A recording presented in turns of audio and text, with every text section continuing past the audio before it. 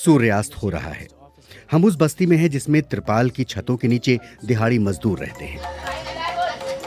ये वो हैं जो गगनचुंबी इमारतों को बनाने के लिए हर दिन 10 घंटे पसीना बहाते हैं, लेकिन खुद झुग्गी बस्तियों में रहते हैं। इनमें से अधिकतर मजदूर दलित हैं। दलित जिन्हें किसी जमाने में अछूत माना जाता था, जिनकी माली हालत ऐसी है कि एक दिन काम नहीं तो 2 जून की रोटी नसीब नहीं होती।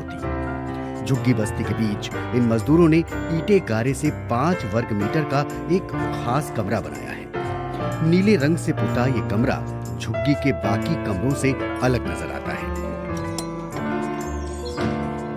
इन मजदूरों के लिए ये एक मंदिर है जो भगवान बुद्ध को समर्पित है।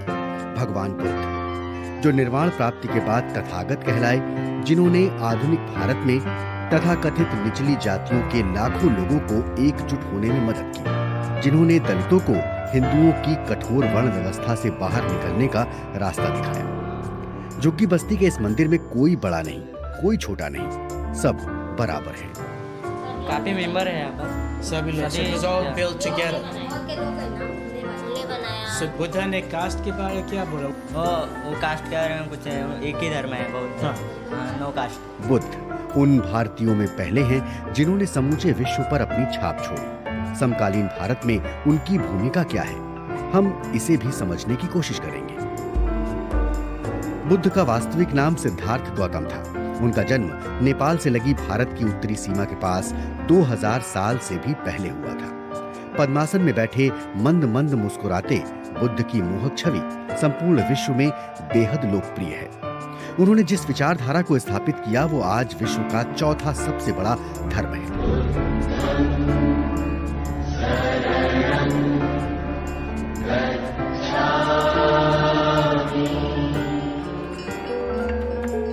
बुद्ध ने नैतिक दर्शन शास्त्र की जो धारा प्रवाहित की, उसे मानव सभ्यता के निर्णायक मोड़ों में से एक माना जाता है।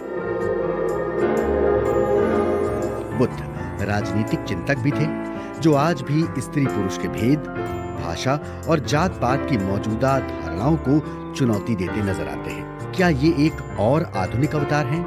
डिविनिटी स्कूल हार्वर्ड यूनिवर्सिटी में प्रोफेसर चार्ल्स हेल्सी कहते हैं, In the 21st century, we often think that the Buddha was someone who was overturning the social order that he found around him.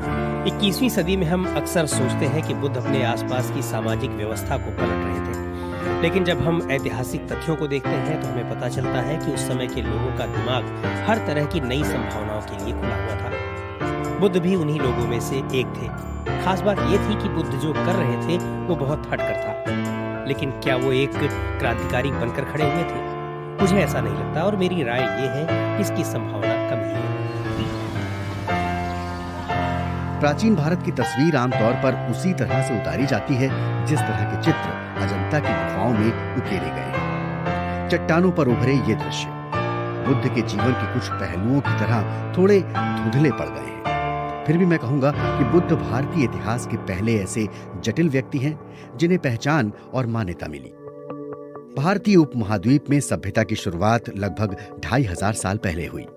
Hindu धर्म की धारणाओं के सबसे पुराने स्रोत वेद लगभग 1000 साल बाद अस्तित्व में आए।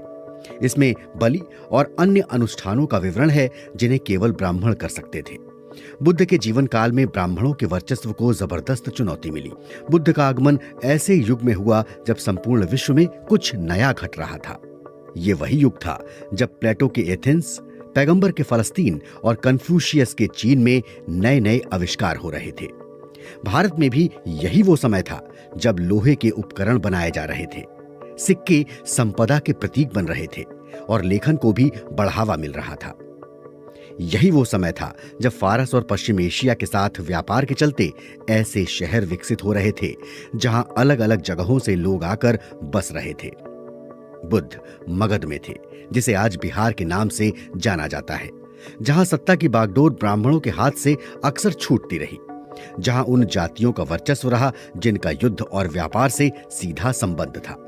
बुद्ध भी क्षत्रिय थे, जिनका कर्म युद्ध करना था। सिद्धार्थ के नाम से जन्मा एक व्यक्ति बुद्ध कैसे बना? कैसे उन्होंने अपनी एक अलग ही नैतिक दृष्टि विकसित की? इस बारे में उतनी ही कहानियां हैं जितनी आज दुनिया भर में बौद्ध परंपराएं हैं।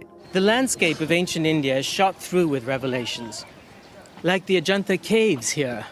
महाराष्ट्र में औरंगाबाद के पास अजंता की गुफाओं में हम चित्रकारी के ऐसे कई नमूने देख सकते हैं जिनमें बुद्ध के जीवन की कहानी तस्वीरों में दर्शाई गई है। लाड़ दुलार से पले बढ़े सिद्धार्थ ने इंसान को एक दिन पीड़ा से छटपटाते देखा और उस पीड़ा ने उन्हें भी झकझोर कर रख दिया। उन्होंने गृह त्याग किया। पीड़ा से मुक्ति पाने के लिए सिद्धार्थ 6 वर्ष तक यहां से वहां भटकते रहे।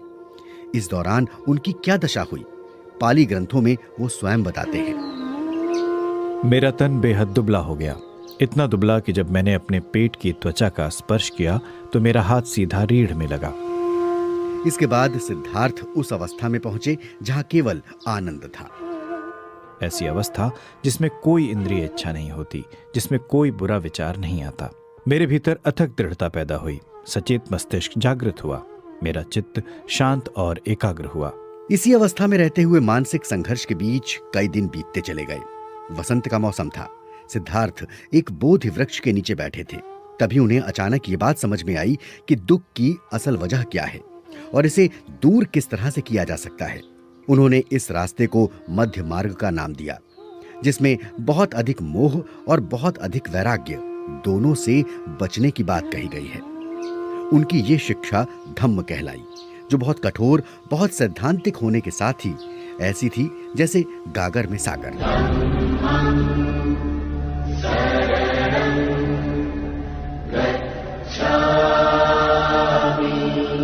धम्म शब्द मूल रूप से संस्कृत शब्द धर्म के निकट है, लेकिन धर्म में अलग अलग जातियों के लिए अलग अलग विधियां बताई गई हैं।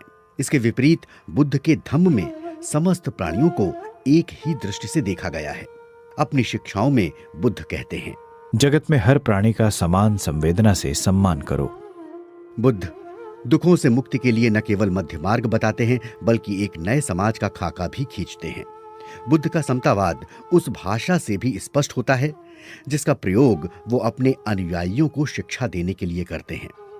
जहां ब्राह्मणों ने संस्कृत को देवताओं की भाषा और वेदों को तथाकथित निचली जातियों के लिए वर्जित बताया, वहीं बुद्ध ने बातचीत में संस्कृत की बजाय स्थानीय बोलियों का प्रयोग किया। इतना ही नहीं, उन्होंने पुरोहितों का भी विरोध किया। बुद्ध ने महिलाओं और तथाकथित निचली जातियों के लोगों के लिए शिक्षा का स्वागत किया। ये वो बातें थीं जिसकी ब्राह्मण व्यवस्था में मनाही थी। ब्राह्मण कहते थे कि किसी व्यक्ति की क्षमता और कर्म उसके जन्म यानी जाति के आधार पर तय होते हैं, लेकिन बुद्ध ने इस विचार को भी मानने से इनकार कर दिया। उन्होंने जन्म आधारित योग्यता की जगह कर्म आधारित योग्यता पर बल दिया। बुद्ध की शिक्षा का प्रसार मौखिक रूप में हुआ।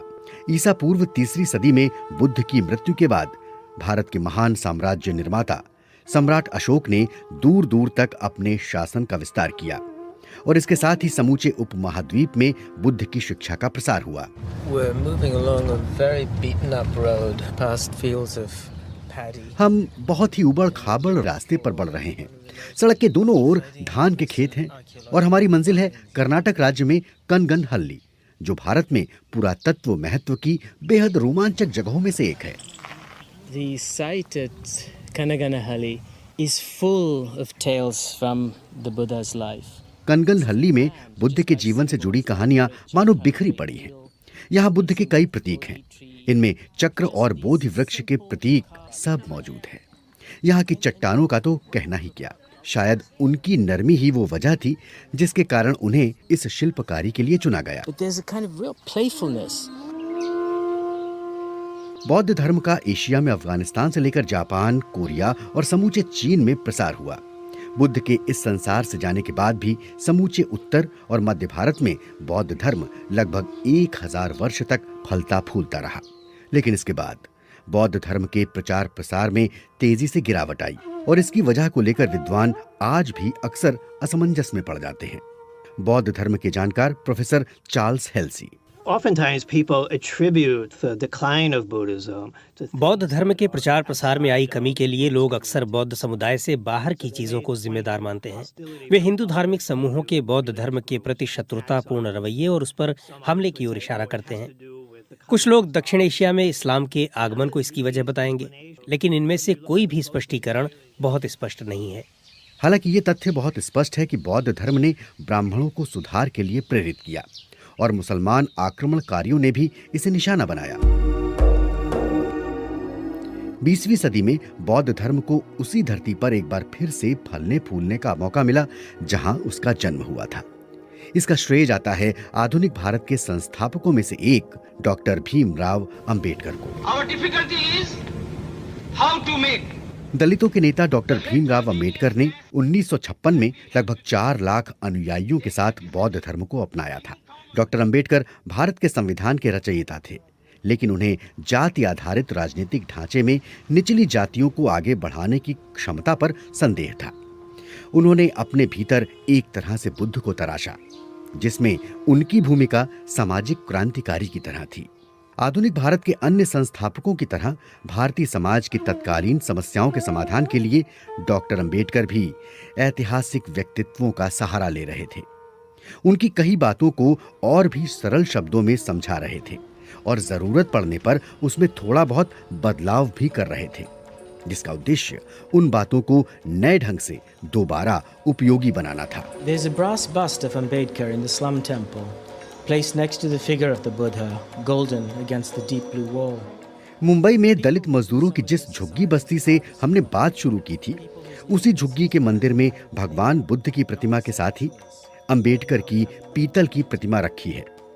इस मंदिर में आने वाले वो लोग हैं जो कठोर परिश्रम करते हैं, जो थक कर चूर होने के बाद शाम को मंदिर आ सकते हैं।